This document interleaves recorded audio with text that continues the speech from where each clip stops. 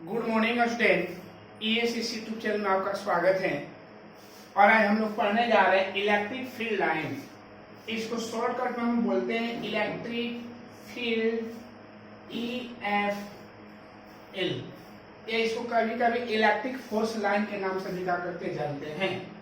Electric field line बोलिए या electric force line बोलिए, दोनों बात एक ही है। ठीक है, तो हम लोग पढ़ने जा रहे हैं इलेक्ट्रिक फील्ड लाइन। जैसे हम लोग इसके पिछले वीडियो में पढ़ चुके हैं कि इलेक्ट्रिक फील्ड किसे कहते हैं, तो बताए थे कि जब किसी अराउंड ऑफ चार्ज पार्टिकल, अगर किसी चार्ज पार्टिकल के अराउंड में कोई टेस्ट पॉजिटिव चार्ज को क्या किया जाता है, केप्ट रखा जाता है, तो apply the force of the source charge.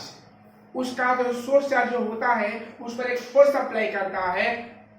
This is called क्या बोलते हैं, इलेक्ट्रिक फील्ड्स। उसको इलेक्ट्रिक फील्ड के नाम से हम लोग क्या करते हैं जानते हैं। इलेक्ट्रिक फील्ड्स जो होता है उसका जो डायरेक्शन होता है along to the electric force, यानी जिधर इलेक्ट्रिक फोर्स अप्लाई होता है उसी के डायरेक्शन में हम लोग का क्या होता है, इलेक्ट्रिक फील्ड का डायरेक्शन होता है। ठीक है, electric field is a vector quantity, its unit is Newton पर कूलम या वोल्ट पर मीटर। ये सब इसका यूनिट लिखवा दिए। ठीक है, तो पिछले वीडियो में पढ़ चुके हैं कि इलेक्ट्रिक फील्ड होता क्या है। ठीक है, इलेक्ट्रिक फील्ड इंटेंसिटी क्या होता है। ओके, अब हम पढ़ने जा रहे हैं इलेक्ट्रिक फील्ड लाइन। तो यहाँ बोला गया है कि in positive charge particle is kept freely in electric field lines. अगर किसी पॉजिटिव चार्ज पार्टिकल को, यदि किसी पॉजिटिव चार्ज पार्टिकल को अगर कहा कि इलेक्ट्रिक फील्ड लाइंस में इलेक्ट्रिक फील्ड है ना, इलेक्ट्रिक फील्ड्स, एक minute, if positive charge particle is kept freely in electric field, then due to effect of electric field, positive charge particle is moving upon electric field line. Electric field line, then due to effect of electric field, positive charge particle is moving upon imaginary state or curved path. This imaginary path is called electric field line. इसको समझ लीजिए। कहने का मतलब है कि मान लेते हैं कि हमारे पास एक पॉजिटिव चार्ज है और उस पॉजिटिव चार्ज को क्या किया गया है, वो इलेक्ट्रिक फील्ड में क्या किया गया है, फ्री रूप में क्या करके छोड़ दिया गया है। तो देखा गया कि जो पॉजिटिव पार्टिकल जो होता है उसके अराउंड में चारों तरफ का मूविंग करने लगता है। ठीक है, और ऊपर जो स्ट्रेट लाइन, इमेजिनरी मतलब काल्पनिक पथ, या वक्र मतलब वक्र रेखाओं में क्या करते मूविंग करने लगता है। This imaginary path is called क्या बोलते हैं, इलेक्ट्रिक फील्ड लाइन। जैसे आप लोग देखे होंगे कि मान लेते हैं कि आप देखे होंगे प्लास्टिक का जो ट्रेन मिलता है, बस मिलता है और जीप मिलता है, जो डिफरेंट टाइप्स के मिलता है, तो उसमें क्या होता है कि जैसे ही उसमें हम चाबी देते हैं और चाबी देने के बाद उसमें उसको एक सरफेस पर फ्री रूप में छोड़ देते हैं, तो जो हम लोग का ट्रेन, बस या जो अन्य प्रकार की जो प्लास्टिक की जो वस्तु है वो क्या होता है, वो फ्री रूप में चारों तरफ मूविंग करने लगता है। ठीक है, तो उसका जो उस बस ट्रेन का जो पाथ होगा या तो सीधा भी जा सकता है या ऐसे मूविंग भी कर सकता है। ठीक है ना, तो ठीक उसी प्रकार जो हम लोग का इलेक्ट्रिक फील्ड लाइंस भी होता है कि जैसे ही किसी पॉजिटिव चार्ज पार्टिकल को अगर इलेक्ट्रिक फील्ड में रखा जाता है तो रखने के बाद जो पॉजिटिव चार्ज पार्टिकल जो होता है मूविंग इस इमेजिनरी पाथ, वो क्या करता है कि इमेजिनरी पाथ में क्या करने मूविंग करने लगता है। जिस इमेजिनरी पाथ इज कॉल्ड क्या बोलते हैं, इलेक्ट्रिक फील्ड लाइन। उसको हम इलेक्ट्रिक फील्ड लाइन के नाम से क्या करते जाते हैं। ठीक है, तो समझ गए कि इलेक्ट्रिक फील्ड लाइन क्या होता है। तो एक बार फिर से समझिएगा कि एक positive charge particle is kept freely in electric field line, then due to effect of electric field, ठीक, then due to effect of electric field, due to effect of electric positive charge particle in moving. यहां पर fill ही कर लीजिए electric field है ना।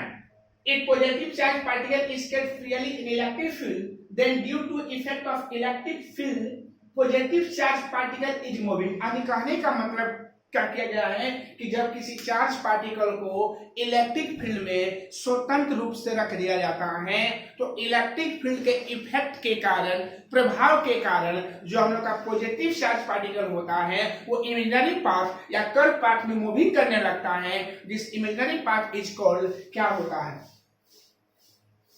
Electric field line. एक बार फिर से, एक positive charge particle is kept freely in the electric field. यदि किसी पॉजिटिव चार्ज पार्टिकल को इलेक्ट्रिक फील्ड में रख दिया जाता है, then due to effect of electric field, electric field के इफेक्ट के कारण positive charge particle is moving, positive charge particle जो होता है मूविंग करने लगता है अपॉन इमेजिनरी पाथ और इमेजिनरी स्टेट और कर्व पाथ, मतलब इमेजिनरी स्टेट और कर्व पाथ में क्या करने गति करने लगता है, this imaginary path is called electric field line. ठीक वही बात ध्यान रखिएगा, फिर एक बार समझा रहे हैं। जैसे मान लेते हैं कि चाबी वाले ट्रेन को लिए हैं और ट्रेन को क्या किए गए हैं कि उसको एक सरफेस में चारों तरफ उसको फ्री छोड़ दिया गया है। जैसे उसमें चाबी देते हैं तो जैसे ही चाबी का इफेक्ट पड़ता है, चाबी देने के बाद जैसे ही उसको सरफेस पर रखते हैं तो रखने के बाद वो चारों तरफ का करके मूविंग करने लगता है। तो वही आप लोग का उस ट्रेन के लिए वो आपका इलेक्ट्रिक फील्ड लाइन ही कहा जाएगा।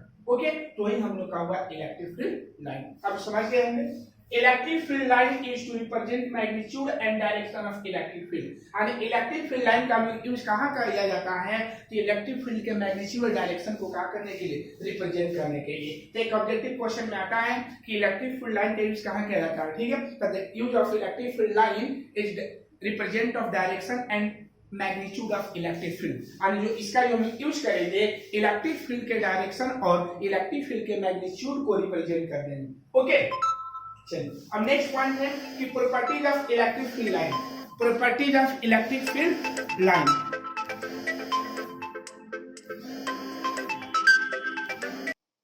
Properties of electric field lines. Electric field line का हम लोग का प्रॉपर्टी है तो electric field line is always in a state of tense along its length.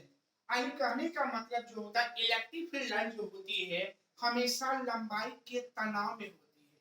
तनाव का मतलब टाइम।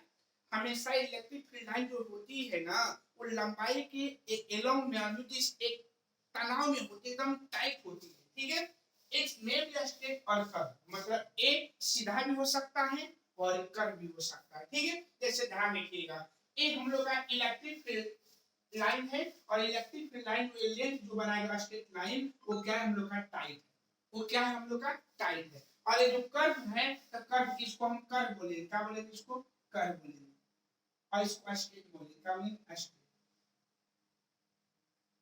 ओके, तो कर्व में रेक्टेंगल। अब बात करें कि सर जब टेंस में नहीं होगा तो कैसा होगा, देखिएगा एक क्या सिकुड़ापन है, ढीला है और ये भी क्या सिकुड़ापन है, ये इसके साथ टाइट नहीं है बाबू। इसलिए कभी भी हम लोग का इलेक्ट्रिक फील्ड लाइन जो होता है ना वो हमेशा अपने लेंथ के टेंस में होता है, मतलब तनाव में होता है। ठीक है, वो हमेशा टाइट रहते हैं, कभी लूज रहता नहीं। जैसे ऐसे और ऐसे इसको रिप्रेजेंट नहीं कर सकते हैं। ओके, तो ये हम लोग का क्या है इलेक्ट्रिक फील्ड क्या है बाबू लाइन का ये पहला हम लोग का प्रॉपर्टी है। ओके, तो इलेक्ट्रिक फील्ड लाइन का जो हम लोग का फर्स्ट प्रॉपर्टी है जो आप लोग को बता दिए। ओके, चल तो वही बात बोला गया कि electric field line is always in a state of tense along its length, its may be a state of curve. मतलब जो इलेक्ट्रिक फील्ड लाइन जो होता है ना अपने लंबाई के हमेशा का होती है तनाव में होती है, जैसे एक दिखाया गया है। ओके, ये आपका इलेक्ट्रिक फील्ड लाइंस को शो नहीं करेगा, ये भी आपको शो नहीं करेगा क्योंकि ये जो दिखाया गया है वो टेंस में है, वो तनाव में नहीं।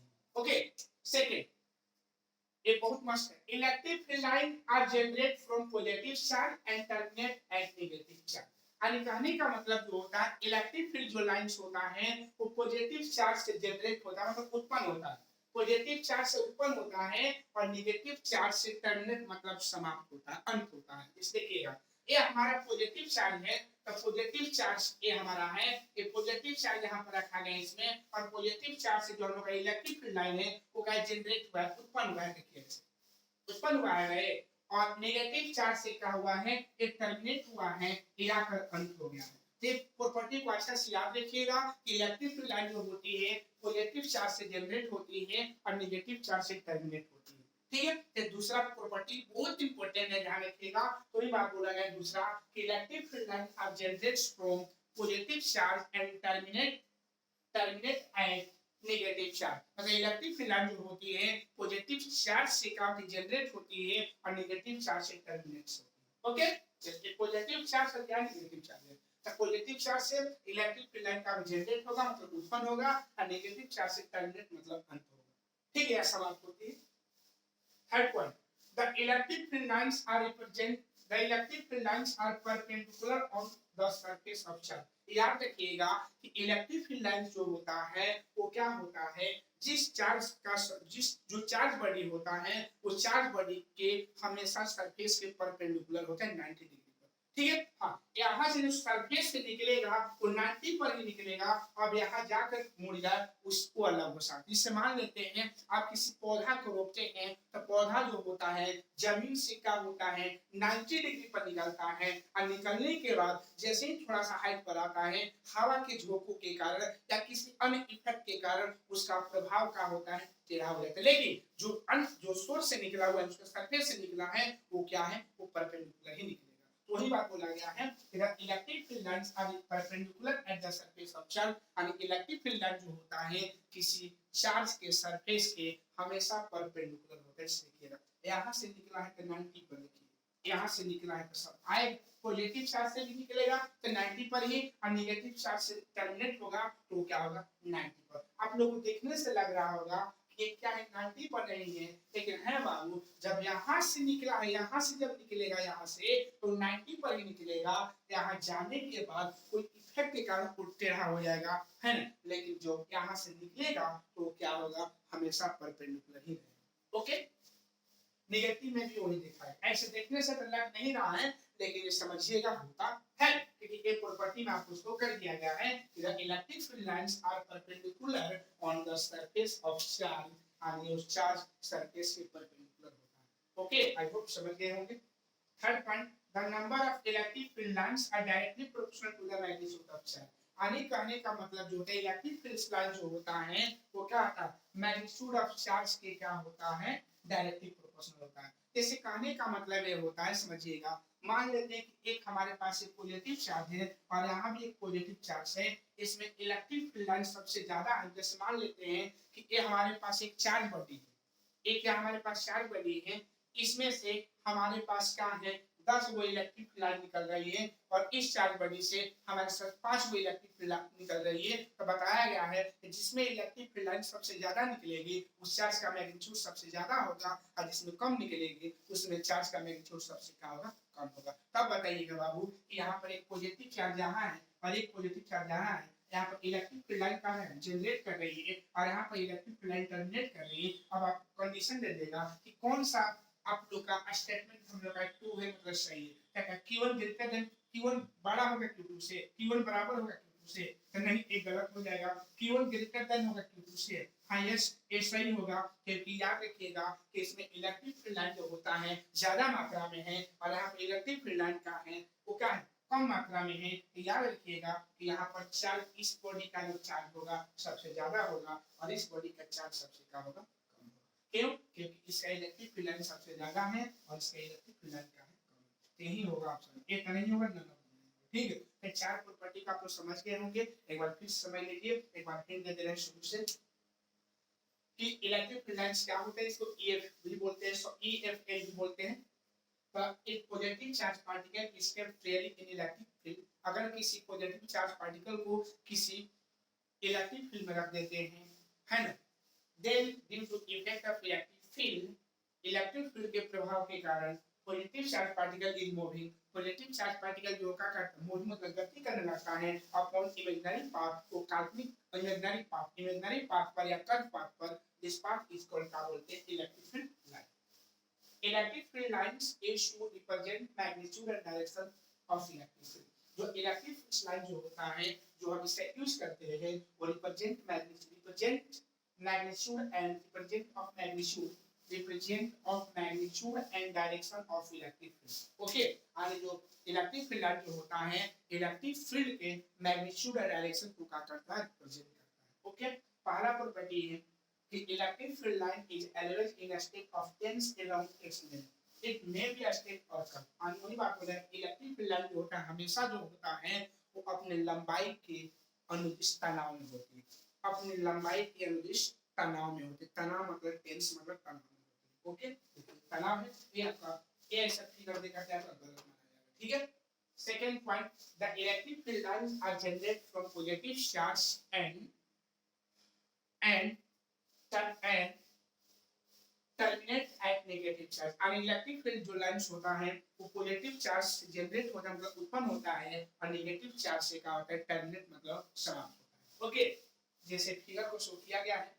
थर्ड पॉइंट है the electric field lines are perpendicular on the surface of charge. और इलेक्ट्रिक फील्ड लाइन जो होता है हमेशा चार्ज के सरफेस के क्या होता है, परपेंडिकुलर होता है। जैसे आपको किया गया है the number of electric field lines are directly proportional to the magnitude of charge।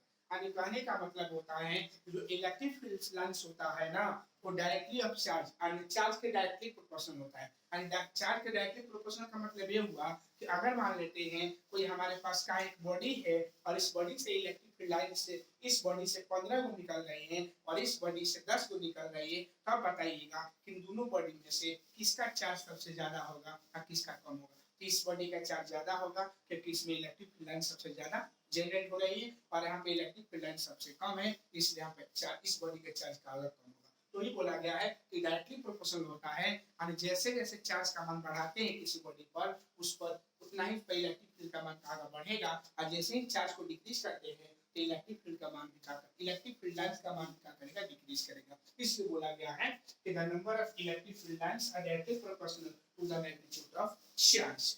Okay. Property 5.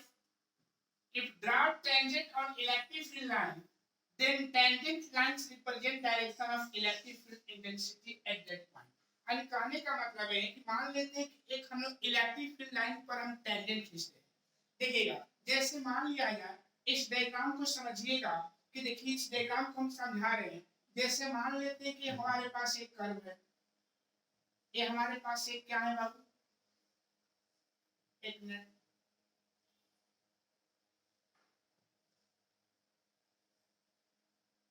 एक हमारे पास एक कर्व है और ये जो कर्व जो है इसमें इलेक्ट्रिक फील्ड लाइन जो है ना लेफ्ट टू कहां जा रहा है, राइट जा रहा है। लेफ्ट टू कहां जा रहा है, राइट।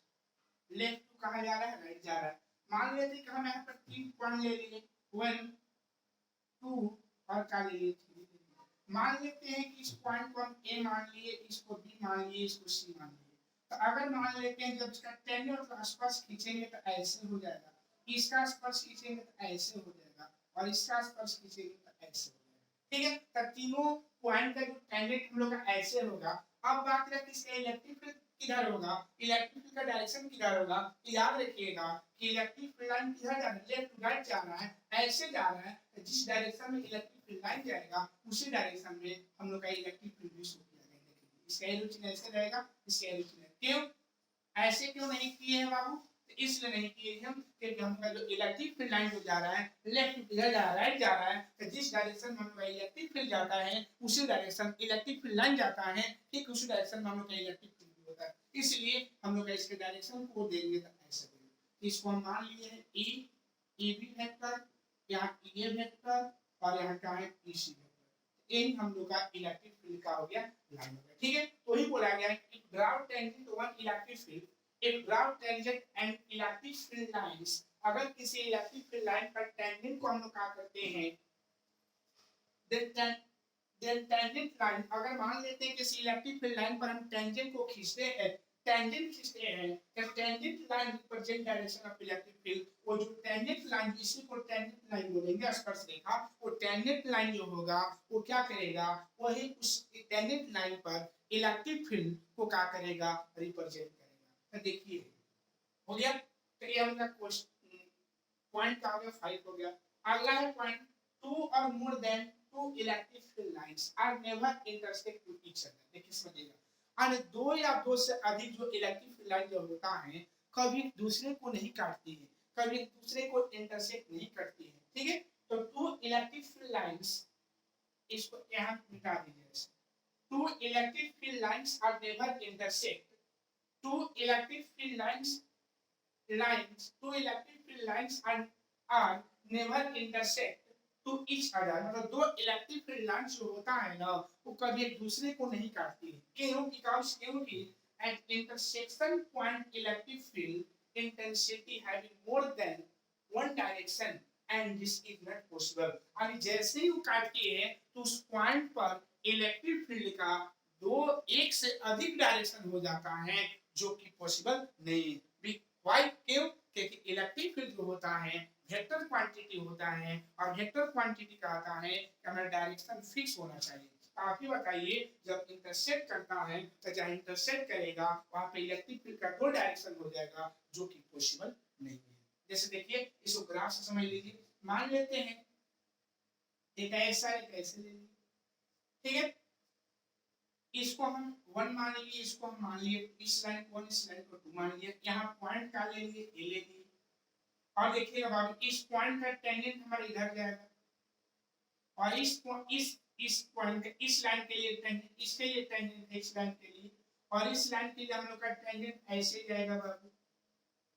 तो ए इलेक्ट्रिक फील्ड हम लोग का ये वेक्टर हो जाएगा और यहाँ पर इलेक्ट्रिक फील्ड ये वेक्टर हो जाएगा। आप ही बताइए बाबू कि दो हमारे पास कर्व है, एक कर्व लिए थोड़ा अच्छा से डायग्राम को बनाइएगा टेढ़ा करके थोड़ा सीधा लाइन जैसे, ठीक है। तो दो हमारे पास का है कर्व लिए हैं, अब दोनों कर्व के इसको ए मान 1 मान लिए, इसको 2 मान लिए हैं और यहाँ पर पॉइंट ए मान लिया, मान लेते वो काटता है तो काटने के बाद जब इसका हम टेंजेंट दिखाएंगे तो टेंजेंट दिखाने के बाद हम लोग देख रहे हैं कि इसका टेंजेंट ऐसा होगा, इसका टेंजेंट ऐसा हो जाएगा, क्योंकि पॉइंट एक ही है लेकिन उसका इलेक्ट्रिक फील्ड को हो गया, दो को हो गया, जो कि एक फिजिक्स के मेथड से पॉसिबल नहीं है, क्योंकि वेक्टर क्वांटिटी का आता है कि हमारा मैग्नीट्यूड और डायरेक्शन भी सेम होना चाहिए। डायरेक्शन अगर होता भी है तो वो फिक्स डायरेक्शन होना चाहिए।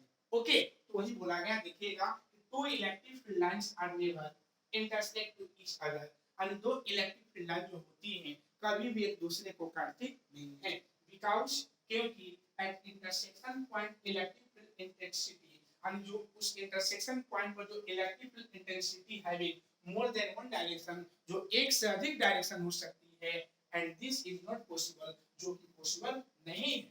ओके, तो याद रखिएगा एक पॉइंट हम लोग का वीवीआई है जो 2 नंबर में आप लोग को एग्जाम में पूछता है। ओके, डायग्राम को भी समझ गए होंगे, जैसे डायग्राम यहां दिखाएं, देखिएगा कि दो हम लोग का कर्व लिए हैं, इलेक्ट्रिक फील्ड लाइन का दो ग्राफ है, एक पॉइंट ए मान के यहां काटा है इसको ए मान लिए हैं, इसका आसपास टेंजेंट ऐसे हो जाएगा, इसका टेंजेंट ऐसे हो जाएगा, जो कि पॉइंट एक ही है लेकिन उसका इलेक्ट्रिक फील्ड का डायरेक्शन को दो गो है जो कि पॉसिबल नहीं है। Okay, next point, the electric field line are attract to each other if they are generate to different nature of each other. अरे बोला है, हम लोग जानते हैं, पीछे भी जान चुके हैं कि अगर दो डिफरेंट टाइप के चार्ज को लेते हैं तो उसके बीच क्या होता है, अट्रैक्शन होता है। क्या होता है? The electric field lines are attract to each other if they are generated to different nature of charge। अगर nature of different nature of charge को लेते हैं तो इलेक्ट्रिक फील्ड लाइन जो होता है वो क्या करता है, अट्रैक्शन फोर्स को जनरेट करते हैं, दूसरे को अट्रैक्ट करता है। ठीक है, जैसे देखिए समझिएगा, मान लेते हैं कि हमारे पास एक पॉजिटिव चार्ज है बाबू और एक हमारे पास यहाँ पर नेगेटिव चार्ज है। क्लियर है?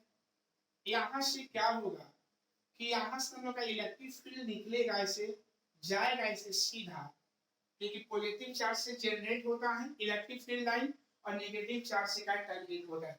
जाने के लिए यहाँ से तो जाएगा, तो याद रखिए यहाँ से तो निकलेगा लेकिन निकलने के बाद ये माइनस है, इसको अट्रैक्ट कर देगा, अट्रैक्ट कर कर ऐसे कर देगा। यहाँ से भी निकलेगा तो यहाँ से क्या करेगा, निकलेगा तो इसको क्या करेगा, अट्रैक्ट कर देगा। ये क्या करेगा, अट्रैक्ट कर देगा। ओके, यहाँ से भी अगर निकलता है इसको भी क्या करेगा, अपनी तरफ अट्रैक्ट कर देगा। ओके, अगर यहाँ से भी निकलेगा ये क्या करेगा, अट्रैक्ट कर लेगा। यहाँ से भी निकलेगा इसको क्या करेगा, वो अट्रैक्ट कर लेगा। अगर मान और लाइन खींचना तो यहाँ से भी अगर निकलेगा तो 1 मिनट से अट्रैक्ट कर लेगा।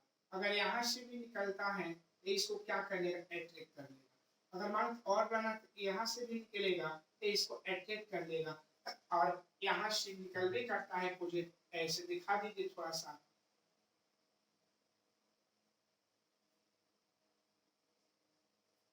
ओके,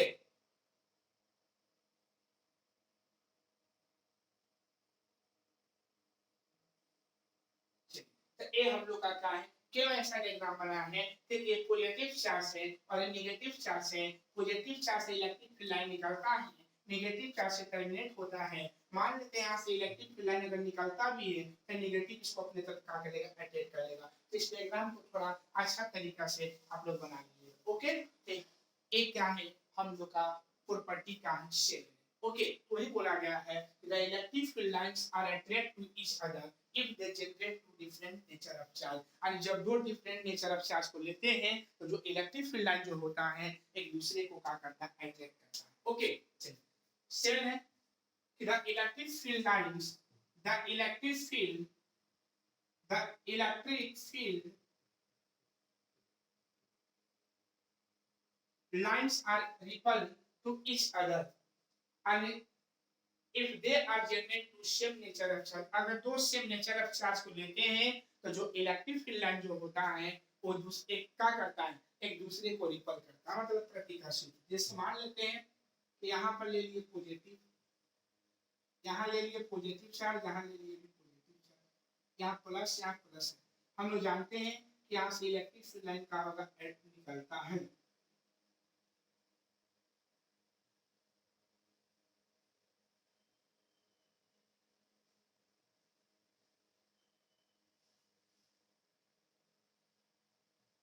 ठीक है, और यहाँ से भी क्या होगा, निकलेगा।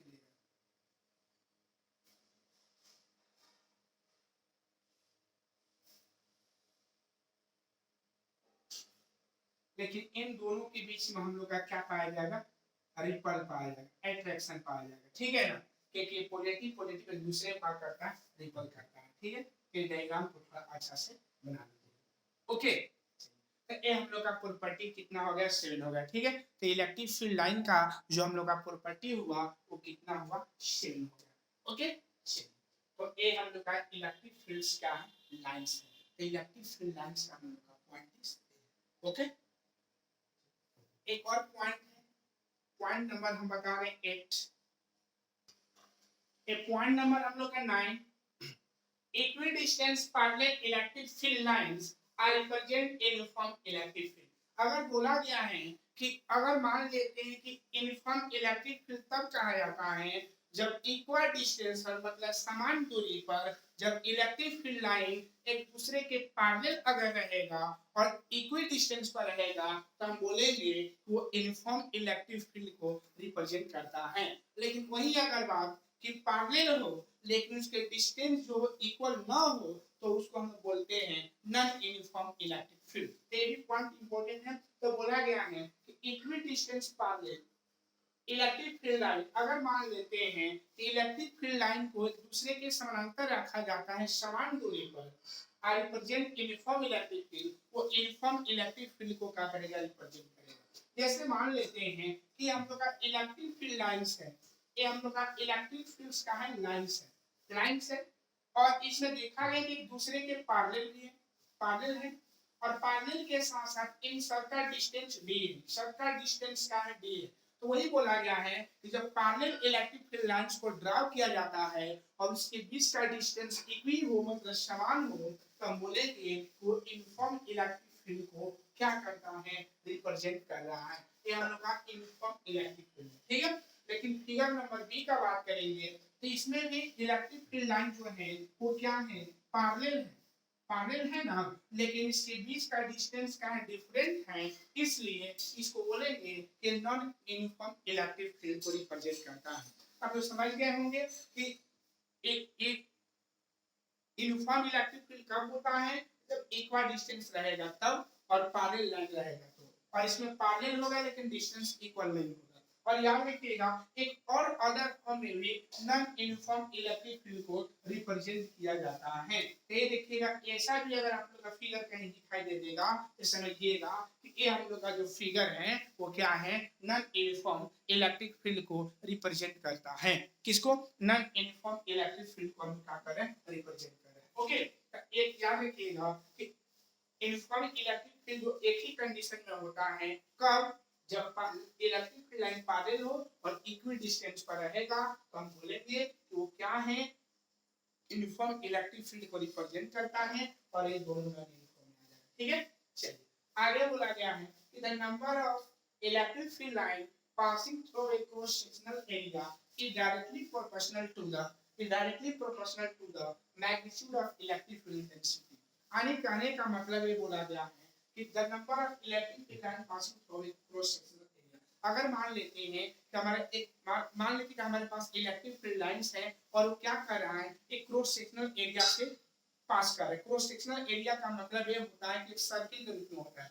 क्रॉस सेक्शनल एरिया किसके रूप में होता है, सर्किल के रूप में होता है। आगे हम बात करेंगे, ठीक है। तो वही बोला गया है कि जब इलेक्ट्रिक फील्ड लाइन अगर का number of passing the electric field line of a cross sectional area, जब क्रॉस सेक्शनल एरिया से पास करता है तो directly proportional to magnitude of electric field intensity. और वो क्या होता है, इलेक्ट्रिक फील्ड इंटेंसिटी के क्या होता है, डायरेक्टली होती है। इसका मतलब ये हुआ कि जैसे जैसे क्रॉस सेक्शनल से इलेक्ट्रिक फील्ड लाइन पास करेगा वैसे वैसे हम लोग का इलेक्ट्रिक फील्ड लाइन इंटेंसिटी का मान कहाँ का बढ़ेगा, और जैसे से कम पास करेगा वहां पर इलेक्ट्रिक फील्ड इंटेंसिटी का मान क्या होगा। हम लोग का डायरेक्टली का मतलब ये होता है कि जितना क्रॉस सेक्शनल एरिया से इलेक्ट्रिक फील्ड लाइन पास करेगा हम लोग का इलेक्ट्रिक फील्ड उतने ही क्या करेगा, बढ़ेगा, इंक्रीज करेगा। ओके, देखिएगा फिगर के माध्यम से मान लेते हैं कि हमारे पास एक लाइन है, यहाँ से कुछ पॉइंट है, हम यहाँ पर खींचना चाह रहे हैं। देखिए हम लोग जानते हैं कि क्या है, नॉन यूनिफॉर्म इलेक्ट्रिक फील्ड है।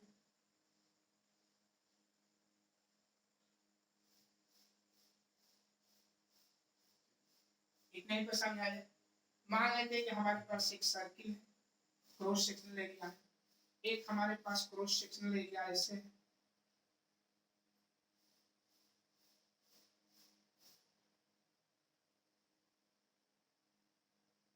ओके।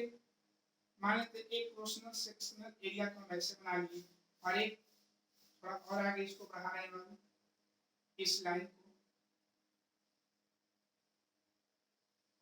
एक मिनट थोड़ा सा इसको इरेज कर रहे हैं।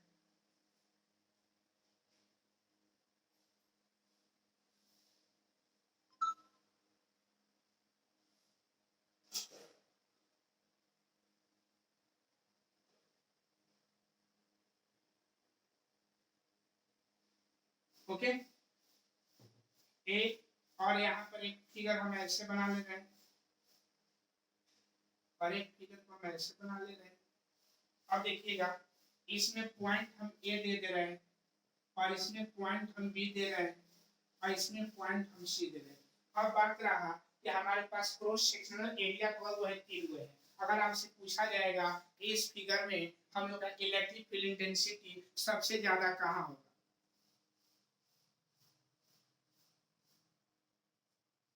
इलेक्ट्रिक फील्ड इंटेंसिटी सबसे ज्यादा हम लोग का कहां पर होगा। ओके, तो देखिएगा तो पहला क्रॉस सेक्शनल एरिया ए है, जिस बिंदु को ए माने हैं, दूसरा क्रॉस सेक्शनल एरिया बी है और तीसरा क्रॉस सेक्शनल एरिया सी है। आप बताइएगा कि इसके इलेक्ट्रिक फील्ड को ई वेक्टर मान लिए, इलेक्ट्रिक फील्ड इंटेंसिटी चाहे फील्ड, इसके इलेक्ट्रिक फील्ड को हम ई वेक्टर मान लिए हैं और इसको मान लिए इसी वेक्टर। अब बात रहा कि किसका इलेक्ट्रिक फील्ड का मान सबसे ज्यादा होगा, तो याद रखिएगा आप लोगों को डायग्राम से पता चल रहा है ये वेक्टर का मान सबसे ज्यादा होगा। क्यों कि वहां पर इलेक्ट्रिक फील्ड लाइन जो उस क्रॉस सेक्शनल एरिया में जो इलेक्ट्रिक फील्ड लाइन जो है कब वो पास करेगा, 1 2 3 4 5 6 गो, इस चीज का ज्यादा होगा। इससे उस थोड़ा सा कम होगा, इसमें 4 ही को पास कर रहा है, इसलिए हम इसको लिखेंगे ई बी और यहाँ लिखेंगे क्या है सी।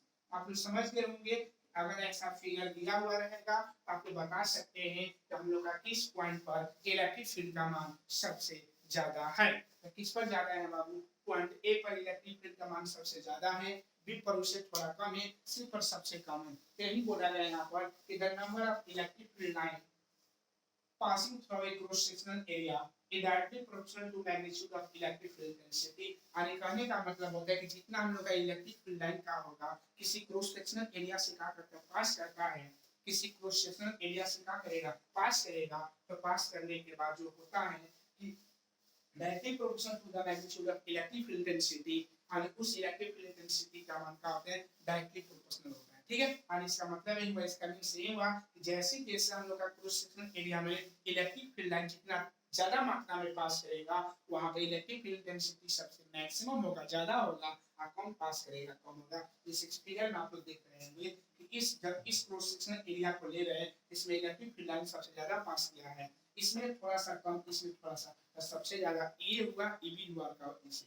तो आज के इस वीडियो में इतना ही, हम लोग अगला लेक्चर में पढ़ेंगे electric dipole, electric dipole and electric dipole moment, और वहां पर कुछ इलेक्ट्रिक फील्ड के बारे में बात करेंगे। ठीक है, लेकिन इस लेक्चर में आज के लिए इतना ही। अगर ये वीडियो पसंद आया होगा तो लाइक और सब्सक्राइब करना न भूलिएगा। जय हिंद, जय भारत।